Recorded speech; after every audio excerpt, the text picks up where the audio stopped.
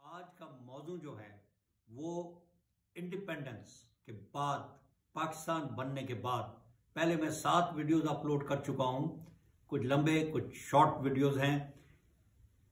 East Pakistan in a historical perspective. मैं आपको 1757 battle of Plassey से स्टार्ट करके अब मैं ले आया हूं आपको पाकिस्तान बनने के बाद, कुछ माह बाद। 14 अगस्त 1947 को पाकिस्तान बन गया। 2 अलग अलग विंग्स थे, इंडिया बीच में था। तकरीबन बॉर्डर जो था ईस्ट बंगाल का, फ्रॉम द बॉर्डर से एट लाहौर, वो तकरीबन आप बोलें कि 1800 किलोमीटर था। क्रॉस फ्लाइट, बिल्कुल स्ट्रेट लाइन, जबकि ट्रैवल डिस्टेंस एक्चुअली रोड और अदरवाइज ज्यादा होता है। और सेंटर जो ढाका है वो 2000 से भी ऊपर किलोमीटर था, 2300 2400 किलोमीटर दूर था वेस्ट पाकिस्तान के। मसलन लाहौर आप ले लें, जब बाकी जगह तो और दूर होगा। So there was a great distance between the to.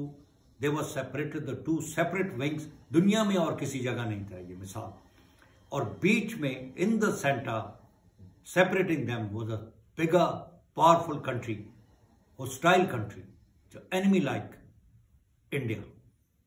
Now, ये problem right in the beginning, एक strategical effect right in the beginning the enemy had through the geography achieved over us. This is a great advantage to India, as I cover East Pakistan later, that out of the main 3 strategic effects in fighting, one of them is separation of the 2 forces or separation of forces. This they had achieved geographically, क्योंकि हमारे east और western wings जो थे उसके दरमियान वो hostile India बैठा हुआ था। अब क्या हुआ, कायदे आजम के जितने भी इमीडिएट कंसर्न्स थे वो मुल्क को चलाने के थे, पैसा नहीं था, ये सारी चीजें वो सोच रहे थे। बहुत बड़ी तादाद में मुसलमान रिफ्यूजीज इंडिया से, और जिनमें सबसे बड़ी तादाद ईस्ट पंजाब के रिफ्यूजीज थे, who were literally forced out of their homes, attacked by the Sikhs and Hindus, mainly Sikhs, जिन्होंने अपना सब कुछ लुटा के खाली हाथ वहां से आए, including me. My mother just picked me up and left because the Sikhs had failed to enter our house during a daytime attack and they were expected to again attack at night. कुछ भी नहीं, वो कहती मैं वापस गई हूं और फिर एक चादर तुम्हारे ऊपर दोबारा डाली है। This is the state of motivation. Because of this reason I joined Pakistan Army. So कायदे आजम की वो बहुत बड़ी कंसर्न थी। रेफ्यूजीज के सेटलमेंट प्राइम मिनिस्टर की बहुत बड़ी, लियाकत अली को ड्यूटी दी हुई थी, रीसेटलमेंट ऑफ रिफ्यूजीज, ये बहुत बड़ा कंसर्न था। कैपिटल नहीं था, इंडिया को बना बनाया कैपिटल मिल गया न्यू दिल्ली। पाकिस्तान को सिंध प्रोविंस का जो कैपिटल था कराची, उसको फंक्शनल करना था as the nation's first main capital. तो यहां मशीनरी सेटअप करनी थी। ऑफिसेज उतने नहीं थे जो सेंट्रल गवर्नमेंट के लिए चाहिए होते हैं। कुछ जो मिनिस्ट्रीज में इंडिया में काम कर रहे थे मुसलमान, वो इधर आ चुके थे, जिन्होंने ये सारी चीजें सेटअप की। कुछ को नई जॉब्स दी गई थी। सो बेपनाह मेहनत की गई, बेपनाह खलूस से काम किया गया। और मिनिस्ट्रीज के लोग, मेरे फादर मुझे बता रहे थे कि उनके साथ जो सिविल सर्विसेज में चले गए, अलीगढ़ यूनिवर्सिटी से जो उनके साथ पढ़ते थे, वो ये कहते थे कि हम लोग फट्टियों के ऊपर, वो जो फ्रूट की होती हैं, सब्जी की जो क्रेट्स होती हैं, उनके ऊपर हम बैठा करते थे और उन्हीं के ऊपर हमने अपने फाइलें वगैरह रखी हुई थी। स्टेशनरी हम बाजार से खरीद के लेके जाते थे। कार्बन पेपर इस्तेमाल करते थे कॉपीज बनाने के लिए। ये मोटिवेशन थी, अपने पैसों से खर्च करके ये गुजारा कर रहे थे, क्योंकि स्टेट के पास कुछ भी नहीं था। और हिंदू कहते थे, इंडियंस कहते थे, कांग्रेस वाले कहते थे, और नेहरू वगैरह सारे कहते थे कि 3 महीने से ज्यादा पाकिस्तान नहीं चल सकता। और चला अल्हम्दुलिल्लाह। कायदे आजम ईस्ट पाकिस्तान फौरन नहीं जा सके, और इन्हीं वजूहात की वजह से नहीं जा सके। बीच में इंडिया ने कश्मीर पे हमला किया 27 अक्टूबर को, पाकिस्तान बने हुए 27 अक्टूबर, 2 महीने 10 दिन। 14 अगस्त को पाकिस्तान बनता है, 17 अगस्त को उसने अनाउंस किया था रेड क्लिफ ने एग्जैक्ट बाउंड्रीज वगैरह। 27 अक्टूबर को Indian army attack Kashmir unjustly and they occupied it. ये भी मुश्किलात थी। रिफ्यूजीज कई ऐसे लोग थे। फॉर इंस्टेंस मैं एक मिसाल दे दूं, बात तो आज मैं लैंग्वेज की करूंगा, बंगला लैंग्वेज मूवमेंट। मुश्किलात में क्या चीज़ पे दरपेश आई? सबसे पहले थी ये कि मेयो ट्राइब था, उनके कुछ लोग तो पाकिस्तान में रह गए। पूरी का पूरा ट्राइब आया, राजस्थान से आया, उस वक्त राजपुताना कहलाता था। इनकी डिमांड ये थी कि पूरे के पूरे मेयो ट्राइब को एक जगह सेटल किया जाए, जिसके ऊपर गवर्नमेंट ने कहा कि जी हम ये तो नहीं कर सकते, सबको एक जगह नहीं दे सकते, क्योंकि जो लोग इंडिया से आए हैं वो मुख्तलिफ शहरों में गए हैं। कराची बहुत बड़ी तादाद में गए, यूपी से, बाकी जगह से, इंडिया से, क्योंकि वो नेशन के कैपिटल में बनना था। होप थी कि यहाँ ज़रिया मौश मिल जाएगा, और एक होप थी आगे प्रोग्रेस करने की, सेटल होने के लिए। कराची में बहुत बड़ी तादाद है इंडिया से। जो ईस्ट पंजाबीज थे, जिनमें मैं भी शामिल हूँ, मैं 10 माह का था, we were literally thrown out by the Sikhs. घरों से खाली हाथ निकले हैं मुसलमान ईस्ट पंजाबी, और सबसे बड़ी तादाद by shedding blood for Pakistan was given by the East Punjabis. Now, East Punjabis भी सेटल हो गए, इन्होंने कोई डिमांड नहीं की, ये बड़े मोटिवेटेड लॉट था, जहां थे वो चले गए। इनमें से कराची भी लोग गए, कुछ पेशावर चले गए, फ्रंटियर चले गए, और हर जगह इन लोगों को खुले हाथों के साथ लोगों ने रिसीव किया। इवन जो इंडिया से सिंध में आके सखर चले गए, हैदराबाद आ गए, उस वक्त सब ने वेलकम किया लोकल्स ने। ये एक बहुत ज़बरदस्त कहानी है। ये बाद में बातें आ गई, जो प्रोपेगेंडा और जो प्रोविंशलिज्म थी, उस वक्त कोई भी नहीं थी। तो पाकिस्तान चलने लगा आगे। कायदे आज़म ने फिर टाइम निकाल के ईस्ट पाकिस्तान गए हैं मार्च 1948 में। इस दौरान में बंगाली लैंग्वेज की बहुत डिमांड उधर से उठ रही थी। बेसिकली ये जो स्टूडेंट लॉट था, उनको कुछ एक्सप्लॉयटर्स जो थे, जो प्रोकिल थे, जो अपनी लैंग्वेज को आगे लाना चाहते थे, वो ये कह रहे थे कि पाकिस्तान की नेशनल लैंग्वेज बंगाली होनी चाहिए। तो कायदे आज़म को ये भी पता चल चुका था, ये चीज़ उठ रही थी, बातें की जा रही थी, अखबारों में इनके आर्टिकल लिखे जा रहे थे।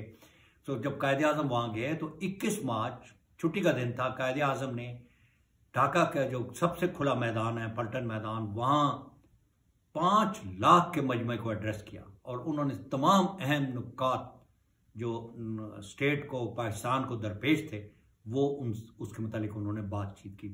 चौथे पॉइंट के ऊपर या 5वें पॉइंट के ऊपर कायदे आज़म आए लैंग्वेज के ऊपर। इससे पहले उन्होंने कहा कि जो प्रोविंशियल गवर्नमेंट है, यहाँ कुछ भी नहीं था हमारी एडमिनिस्ट्रेटिव सेटअप। कोलकाता जो था वो बंगाल का कैपिटल था, उससे पहले 139 ईयर्स इंडिया का कैपिटल रह चुका था। उनके पास सब मशीनरी थी, सब बिल्डिंग्स थी, had magnificent buildings as far as the state structure was concern. Dhaka के पास कुछ भी नहीं था। ढाका को एकदम प्रोविंशियल कैपिटल बनाना पड़ा ईस्ट बंगाल का, तो वो सब कुछ करना पड़ा जो उधर एग्जिस्ट नहीं करता था।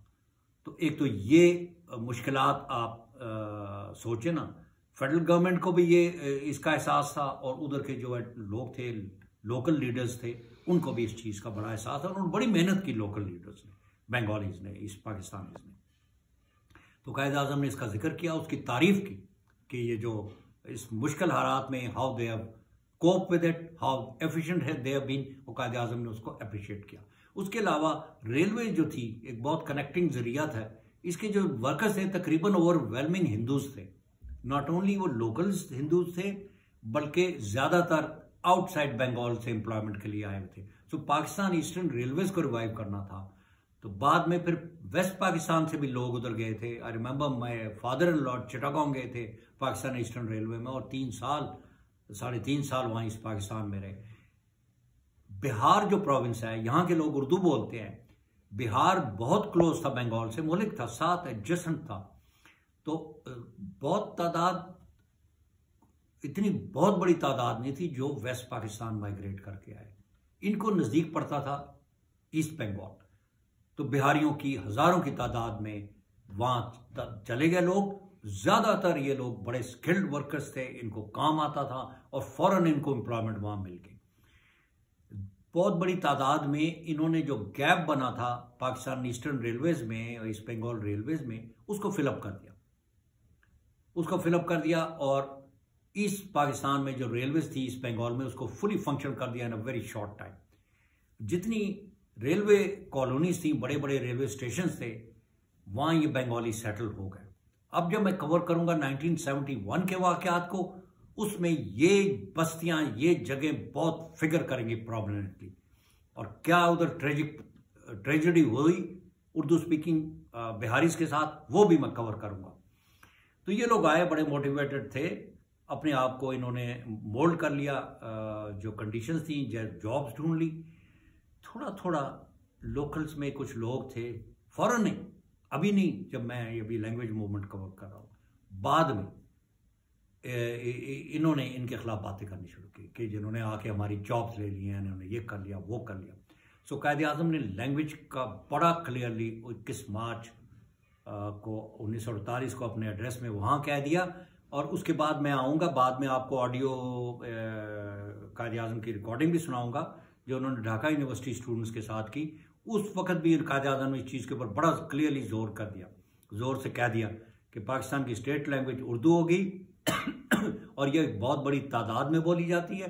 उर्दू अंग्रेज़ों ने फंक्शनल लैंग्वेज रखी हुई थी, स्टेट के कामों में उर्दू इस्तेमाल होती थी, ऑफिशियल लैंग्वेज इंग्लिश थी। अंग्रेज़ों ने रोमन उर्दू अडॉप्ट कर ली थी। इवन सिविल सर्विसेज और आर्मीज में अंग्रेज जो थे वो उर्दू से काम चलाते थे, तो उर्दू वाइडली अंडरस्टूड थी। अभी जो मैं बंगाली लिटरेचर देख रहा हूँ बांग्लादेशी, वो ये कह रहे हैं कि जी वो क्योंकि बंगाल में कोई उसको समझता नहीं था, nobody understood Urdu, so therefore it has to be Bengali. उसके भी अपने मेरिट्स थे। कायदे आज़म ने पलटन मैदान में भी जिक्र करते हुए कहा कि अगर आपकी प्रोविंस की कोई लैंग्वेज आप चाहते हैं, जो आप चाहते हैं कि अपनी लैंग्वेज हो, तो उसको भी कंसिडर किया जा सकता है और उसको भी उसको उसकी इंपॉर्टेंस दी जा सकती है। यानी कायदे आज़म ने आउटराइटली नो नहीं कहा था कि उस प्रोविंस में Bengali could be the language for the सरकारी कामों के लिए, लेकिन ओवरऑल नेशनल लैंग्वेज एक ही होगी और उर्दू होगी। उर्दू बाइंड करेगी। किसी और मुल्क में दो ज़माने नहीं है अलग अलग, ख़ास तौर पे जिस कंडीशन में हम लोग हैं, दो अलग अलग विंग्स हैं, उनको टाई करने के लिए उर्दू लैंग्वेज होगी। अगले दिन या उसके एक दो दिन के बाद, अब डेट में एग्जैक्ट नहीं पता कर सका, और बाद में जो वीडियोस बनाऊंगा उसमें आपको डेट भी बताऊंगा। कायदे आज़म गए, स्टूडेंट से हमेशा तक इनका राब्ता रहा था। Aligarh university, Islamic college Peshawar गए, मुसलमानों का बहुत ज़बरदस्त एक कॉलेज था, वहाँ उनके साथ पेशावर में एड्रेस किया। लाहौर है इस्लामिक कॉलेज, लाहौर गए, उनको मुसलमान स्टूडेंट्स को मिले। उसके अलावा दूसरे स्टूडेंट्स भी जो लाहौर में थे, मुसलमान स्टूडेंट्स, उनको जाके मिले। पूरे इंडिया में जाते थे, स्टूडेंट्स ज़रूर मिलते थे, यूनिवर्सिटी कॉलेजेस के स्टूडेंट्स को, और उनको एड्रेस करते थे। शॉर्ट एड्रेस होता था कायदे आज़म का, मौका के लिहाज से। वहाँ लंबी तकरीरें नहीं करते थे, ये बाद में फैशन हो गया, पिछली 5 दिहाइयों में पाकिस्तान में लंबी तकरीरें कर रहे हैं और जो मौके पे बात करनी है उसकी बात नहीं करते। कायदे आज़म ने अगले दिन ढाका यूनिवर्सिटी में जाकर एड्रेस करते हुए, मैं आपको कोई 2 मिनट 33 सेकंड का है, 32 सेकंड का ऑडियो है, ये सुनना। मैं खामोश हो जाऊंगा, आप ये वीडियो ऑडियो सुनिए, बहुत अहम है।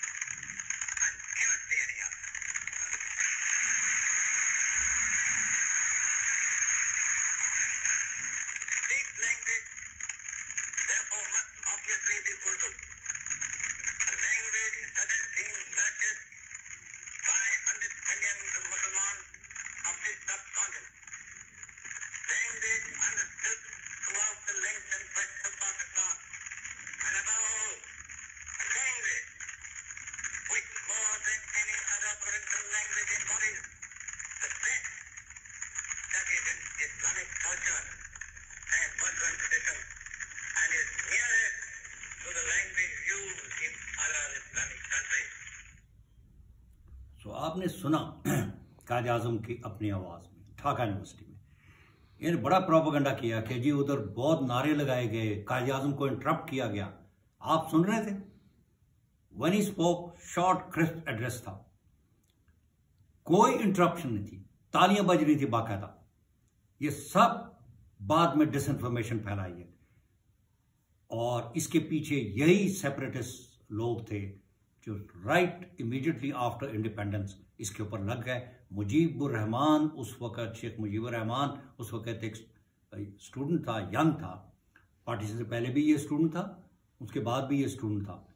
अमंगस ये जो करते फिरते इधर उधर जो जिन्होंने दागबेल डाली एक सेपरेट कंट्री बनाने की, उनमें ये शख्स लीडिंग रोल प्ले कर रहा था। तो कायद आज़म वहाँ 10 दिन का तकरीबन स्टे था।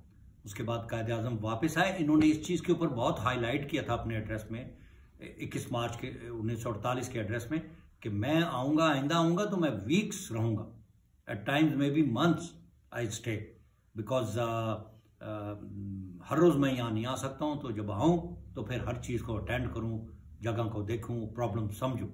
उसके अलावा मैं चाहूँगा कि मेरे मिनिस्टर्स भी इधर चक्कर लगाएं और आके कई दिन रहें और मामलात को निपटाएं नेशनल लेवल के ऊपर जो अटेंशन चाहिए। उसके अलावा उन्होंने कहा जो यहाँ के प्रोविंशियल मिनिस्टर्स हैं, मैं चाहूँगा कि वो भी वेस्ट पाकिस्तान आएँ और वहाँ आकर कराची आएँ, नेशनल कैपिटल में आएँ और हमसे मिलके एक कोऑर्डिनेशन करें दोनों को। तो बाकी लॉजिस्टिक्स के प्रॉब्लम थे, आपको पता है कि ईस्ट पाकिस्तान में हम 2 विंग्स अलग अलग थे। आप हैरान होंगे, मैं अभी भी हैरान होता है एज ए प्रोफेशनल सोल्जर, कैसे हम बटालियंस ईस्ट पाकिस्तान से वेस्ट पाकिस्तान आती थी बाय सी और कैसे वेस्ट पाकिस्तान की बटालियन ईस्ट पाकिस्तान जाती थी। बहुत एफिशिएंट मशीनरी फंक्शनल थी दोनों जगहों पे। कराची था port of embarkation as well as disembarkation. वहाँ Chittagong the only port which are functional sea port था। बाद में हमने इनलैंड एक पोर्ट बनाया खुलना डिवीजन के अंदर जिसका नाम था चालना। बड़े बड़े रिवर्स थे, बड़े बड़े स्टीमर्स लुक लाइक शिप्स, बहुत कैपेसिटी उनकी, वो इनलैंड आते थे और ये रिवर्स में प्लाई करते थे। मैंने खुद ढाका से साउथवर्ड्स बूढ़ी गंगा रिवर जो ढाका से गुजरता है साथ, उस पर हमने ट्रेवल किया and we went up to a place called Daud Kundi next to कुमिला, जो एक ईस्ट पाकिस्तान का बड़ा शहर था। 1962 में मैं फर्स्ट ईयर के बाद वहां गया था। एकदम तो लैंग्वेज कोई एकदम मूवमेंट नहीं हुई, इसके खिलाफ थोड़ा थोड़ा बोलते रहे, लिखते रहे। 1952 4 साल गुजरने के बाद 21 फरवरी 1952 को भाषा आंदोलन, बंगाली का लफ्ज है जिसको आप इंग्लिश में ट्रांसलेट करें तो लैंग्वेज मूवमेंट, भाषा आंदोलन, वो इसका इन्होंने मूवमेंट का नाम रखा। उसमें एक जुलूस वगैरह भी निकाला, कुछ पुलिस ने उनको रोकना चाहा, कुछ आपस में क्लैशेस हुए और police open fire on some of the protesters who turn violent. उसमें इंजरीज भी हुई एंड 1 या 2 डेथ्स भी हो गई। इस चीज़ को बहुत ज़्यादा रिजेंट किया throughout these and East Bengal. जो लैंग्वेज के पीछे लोग थे जो उसको सपोर्ट कर रहे थे, वो बहुत ज़्यादा उन्होंने इस चीज़ को उछाला। उसके मुतालिक आर्टिकल्स लिखे गए, बेशुमार तकरीरें की गई। ये लैंग्वेज जो मूवमेंट थी ये चलती रही और 1956 में बंगाली को बाकायदा अडॉप्ट किया गया एज दी सेकेंड लैंग्वेज। और आपने देखे होंगे पुराने स्टैम्प्स वगैरह। मैंने एक जब ईस्ट पाकिस्तान के ऊपर पहला मैप के ऊपर जब आपको पब्लिश किया, जो एक पहला स्टैम्प था उस ज़माने का ही जिस पे ईस्ट पाकिस्तान बना हुआ है, और वो 2 रुपए का था या 1 रुपए का स्टैम्प था, उसके ऊपर बाकायदा बंगाली में लिखा हुआ है और इंग्लिश में भी नीचे प्राइस लिखी हुई है। तो ड्यूअल लैंग्वेजेस थी 56 onwards till we parted. So much so that in 1967 बल्कि 66-67 विंटर्स, मुझे अभी तक याद है कि हमारी जो परेड की जो वर्ड्स ऑफ कमांड थी उसमें इंग्लिश से चेंज होकर, हम कैडेट्स थे तो इंग्लिश में होती थी, चेंज करके उर्दू और बंगाली में हो गई। बाय द लेफ्ट क्विक मार्च बन गया, बाएं थिके जल्दी चल, थिके बंगाली है, और इस तरह के थे लैंग्वेजेस, और ये चलते रहे। ईस्ट पाकिस्तान बांग्लादेश बन गया, but they continued and we took out these Bengali words from them about mid 1970s in Pakistan army and arm forces.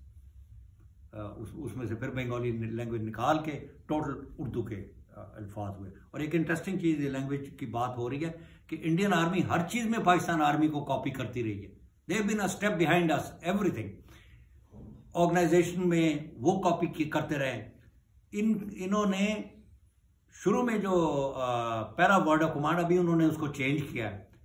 Present arm होता था सलाम फंग, जिसमें गार्ड को इंस्पेक्ट करते हैं, जैसे प्राइम मिनिस्टर आए, अर्दुगान साहब आए, प्रेसिडेंट आए, तो जो गार्ड ऑफ ऑनर देते हैं तो वो उसमें सलाम फंग, राइफल्स को सलामी के तौर पे उसको बोलते हैं। हम उर्दू में आप बोलते हैं उसको सलाम फंग। इंडियंस ने जब इनको चेंज किया तो उन्होंने सलाम फंग, सलाम अरबी का लफ्ज है जो उर्दू में अडॉप्टेड है, और फंग फारसी का लफ्ज है। सलाम फंग, प्रेजेंट आर्म्स, आर्म, ये कहां से हिंदी का लफ्ज है या संस्कृत का लफ्ज है? फिर इनको एहसास हुआ कि जी हमने गलती कर दी, और भी इन्होंने कुछ और इस तरह अल्फाज अडॉप्ट किए। उर्दू लैंग्वेज पूरे इंडिया में समझी जाती थी। मैं दोबारा बता दूं, कायद आजम के आपने अल्फाज सुने, 100 मिलियन, 10 करोड़ लोग इसको समझते थे। पूरी जो उर्दू की जो बेल्ट थी, which is now called the Hindi belt of India, consisted of the United provinces. अब उसको उत्तर प्रदेश बोलते हैं। आप देखिए ये हॉरिजॉन्टल है, ये प्रोविंस इंडिया का, and there number of provinces जिनको मिला के यूनाइटेड प्रोविंसेस बनाए गए थे ब्रिटिश ने। और बिहार तक उर्दू लैंग्वेज बोली जाती थी। उर्दू लैंग्वेज और कहाँ बोलते थे? दक्कन, हैदराबाद, दक्कन जो साउथ में थे, यहाँ उर्दू का बहुत बड़ा फॉलोइंग थी, मुसलमान उर्दू बोलते थे। यहीं से बाबाए उर्दू मौलवी अब्दुल हक, यहाँ से इनका ताल्लुक था। कराची आ गए माइग्रेट करके, और कराची में उनकी डेथ हुई। तो उर्दू समझी जाती थी, बोली जाती थी। It was like a lingua franca, like Qaid said. It was the connecting language. The British adopted it. They did not adopt Hindi or any other language. तो एक तो ये था। बाकी उनकी आप बोले एक तरह की डिमांड जेन्युइन भी बनती थी कि जी वो बंगाली पूरे प्रोविंस में बोली जाती है, जो कि पाकिस्तान में पूरे प्रोविंस में हर प्रोविंस की अलग अलग लैंग्वेज है। सिंध में सिंधी है, पठान अलग बोलते हैं, पश्तो बलूचिस्तान में भी बोली जाती है। Northern Baluchistan up to Zhob inclusive in the border with Waziristan, यहाँ पश्तो बोली जाती है। और ये इसको बोलते हैं दी सॉफ्टवेयर वर्जन ऑफ पश्तो। वहाँ खा बोलते हैं या शाह बोलते हैं, इनका डिफरेंस देखें। आप देखें प्रोनाउंसिएशंस भी अलग है। सिंधी अलग है, सिंधी बोली जाती है। सिंध के अंदर सराइकी पंजाबी बोली जाती है। तो लैंग्वेजेस इंटरप्ले है। लैंग्वेजेस को सीखना एक इंटरेस्टिंग प्रोसेस है। मैं इस पाकिस्तान गया हूँ 62-63 में, मैंने कैसे इतनी जल्दी वहाँ स्पोकन बंगाली वर्ड्स को पिकअप करना शुरू कर दिया, और उनकी बाकायदा उस एक्सेंट में मैं बोलने लग गया। जैसे बंगाली बोलते थे, हे एदिगे बॉशुन, बैठ जाओ, है नो, अब क्या हाल है आपका, आपने केमन आचा है, हमें भालो, मैं ठीक हूँ, यू नो। भाषा घर को बोलते, एक थैच रूफ जो हट्स वहाँ बहुत, अभी भी उनके गांव आप देखें, फोटोग्राफ्स देखें, थैच रूफ में। हमारे आर्मी के कंट्रोल ढाका में थैच रूफ आर्मी का मैच था, एक मैच था कम से कम, ऑर्डिनेंस मैच था। मेरे फादर वहाँ ऑर्डिनेंस टेनिस खेलते थे जहाँ हम रहते थे। हम ढाका कंटोनमेंट से बाहर तेजगांव एक जगह थी, वहाँ रहते थे। तो बंगाली बहुत आसान ज़बान थी। यहाँ के जो सिविल सर्वेंट्स वहाँ थे, गवर्नमेंट सर्वेंट्स थे, आर्मी वाले थे, इनको स्पोकन लैंग्वेज वो पिकअप करते थे, बोल सकते थे। अगर किसी ने नहीं बोली, उसने सुस्ती की। अगर 2 साल 3 साल वहाँ पोस्टेड रहा, रेलवेज में पोस्टेड था, गवर्नमेंट के किसी सेटअप में था, बैंक्स में वहाँ था, तो आप लोकल जुबान में अगर किसी के साथ बात करें, आप देखें वो आप बंदा कितना खुश हो जाता है। मैंने ये चीज़ को अडॉप्ट किया। मैं हर जगह जिस एरिया में रहा हूँ, पूरे पाकिस्तान में रहा हूँ, ईस्ट पाकिस्तान सिर्फ विजिट पे गया, मैं स्टूडेंट था, I was not in army then, my father was posted there. 62 में 4 महीने मैं रहा हूँ समर्स में, और फिर 1 महीना 63 में भी गया, फिर वो वहाँ से पोस्ट आउट हो गए।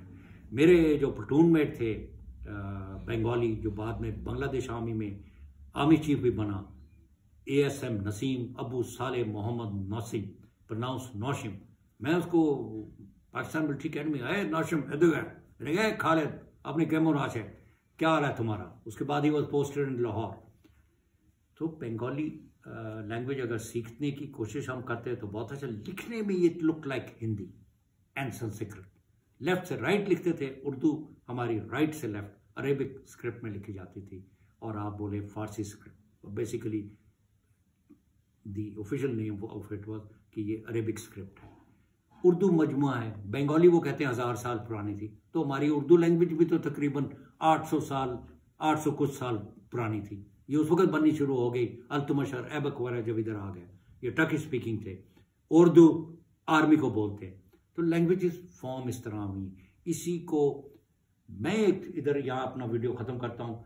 इन्होंने लैंग्वेज जो मूवमेंट स्टार्ट की थी, उसमें जो नारा इस्तेमाल किया था वो था मोदर गौरव मोदर आशा आमोरे बांग्ला भाषा, mother's pride mother's hope are Bengali language. Bengali को बांग्ला बोलते थे। तो Bhasha Andolan is the movement that acted as a catalyst. जो चाहते थे सेपरेट हो, उन्होंने उसको बेसिस बना के बंगाली नेशनलिज्म जो मैंने पिछली वीडियो में कवर किया था, Bengali nationalism, the rise of Bengali nationalism during the division of Bengal by Curzon, who was the then viceroy, 1905 to 1911, when Bengal was again united. All the leaders for reunification were Hindu Bengalis, all of them nearly based in West Bengal, including the two poets, Rabindranath Tagore, and including the only Muslim poet famous in Bengali, modern Bengali literature and history, Qazi Nazrul Islam, Kolkata based. He was also singing. He composed a poem for the Bengal's reunification. So also the Rabindranath Tagore.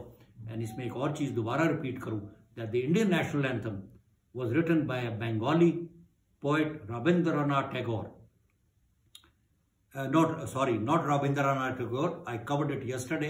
It was Bankim Chandra Chatterjee, a West Bengali Hindu. 1870 में उसने ये Vande Mataram poem लिखी. It was sung for the first time by Rabindranath Tagore in 1896. Became a slogan for the Bengal unification movement and became the slogan of Congress Party, and is now the Indian national anthem, written by a Bengali. Now, Bangladesh national anthem is Amara Shonara Bangla, My Beautiful Bengal, written by Rabindranath Tagore around turn of the century. ये उस poem से दोनों countries का language जो नारा है, यही बंगाल का यूनिफिकेशन का नारे थे. तो अमरा सोनार बांग्ला और Vande Mataram, both are composed by Hindu Bengalis, and therefore you can understand the undercurrents behind creation of Bangladesh. Allah Hafiz. Pakistan Zindabad. Allahu Akbar.